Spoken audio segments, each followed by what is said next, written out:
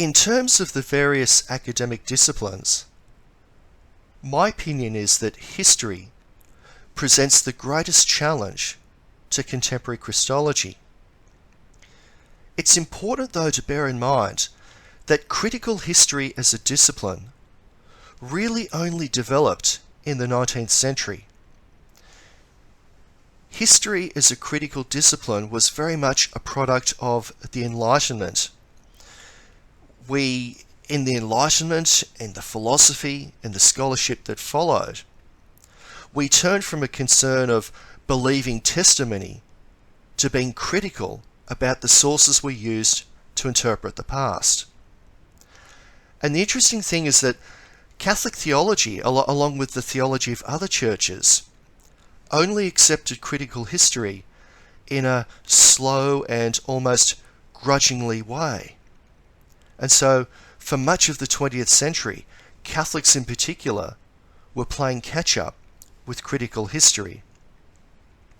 And I think it bears repeating that there is a contrast between pre-modern history and modern history.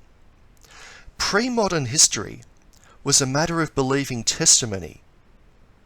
Modern history, however, is a matter of understanding, evaluating, and passing judgment upon evidence.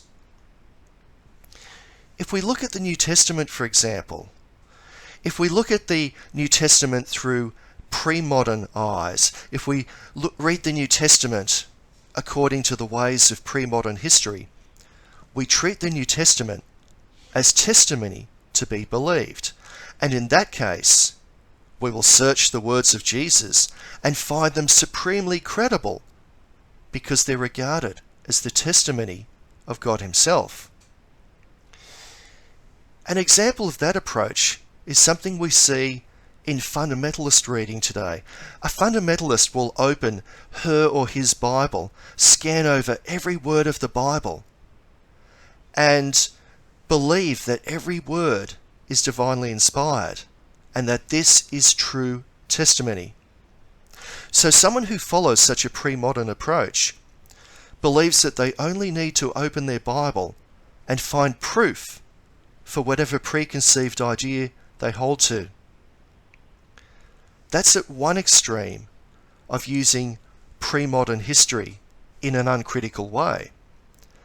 There is the other extreme of holding to modern history in an extreme way. One could view the New Testament as simply evidence, and then one doesn't believe what the scriptures affirm. Because then what happens is, with critical history, one can be tied up with different strata of tradition, stylistic features, a history of the development of the tradition, apparent redactions, various sources, and so on and so forth. And importantly, a lot depends on the historical method that we use.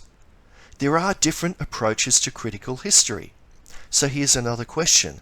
If we talk about employing critical history, the question is, which one or which method?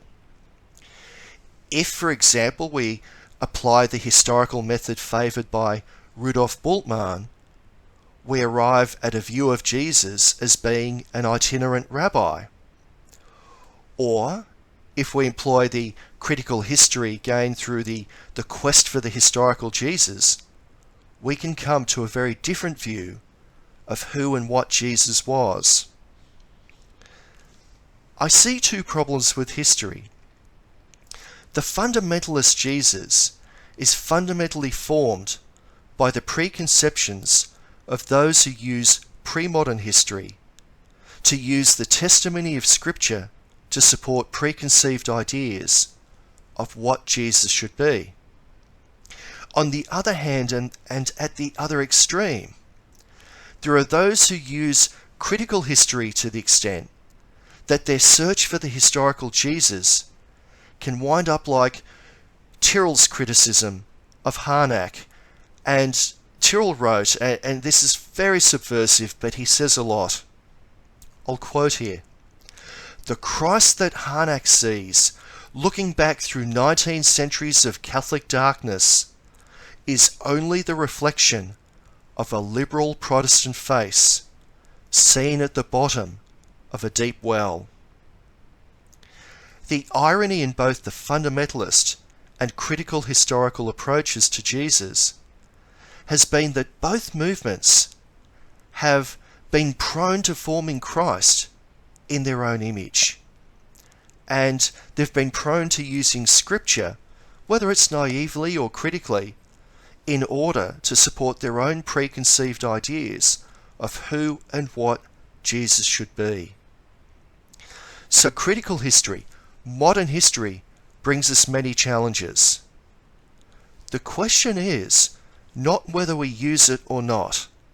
If we are to be genuine scholars, we follow the way of Cardinal St. John Henry Newman, who told us that Catholics and other Christians should use the best of contemporary scholarship to argue what we believe.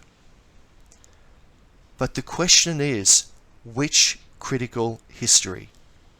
Are we going to use one that is balanced and open to truth, or one that is perhaps agenda-laden, not so balanced, and one that may lead us away from truth and towards perhaps an ideology?